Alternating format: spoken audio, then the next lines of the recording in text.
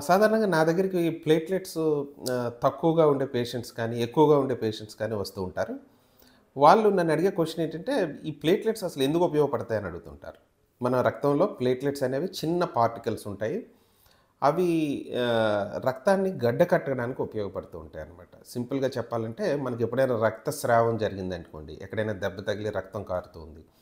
లేదంటే ఇంకేదైనా ప్రదేశం నుంచి రక్తం వస్తూ ఉంటే, ఈ ప్లేట్లెట్స్ ఈ చిన్న చిన్న ప్లేట్లెట్స్ అన్నీ ఒక దగ్గర గుంపుగా చేరి, దాని మీద ఫైబ్రిన్ అనే ఒక తొడుగుని తొడిగించుకొని, మిగతా పదార్థాలని క్లాటింగ్‌కి అవసరమైన మిగతా పదార్థాలని ఈ ప్లేట్లెట్స్ ఉపయోగించుకొని, ఆ ఏరియా అంతా అంటే ఆ రక్తస్రావం అవుతున్న ఏరియా గాని, లేదంటే అక్కడ గాయమైన ఏరియాని ఒక కవర్‌లాగా కప్పుతాయన్నమాట.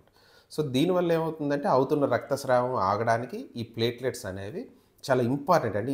ఇనీషియల్ స్టేజ్ ఆఫ్ కోయాగ్యులేషన్‌లో ఇవి చాలా ఉపయోగపడతాయన్నమాట. సో, ఎప్పుడైతే మనకు ప్లేట్లెట్స్ తగ్గిపోతాయో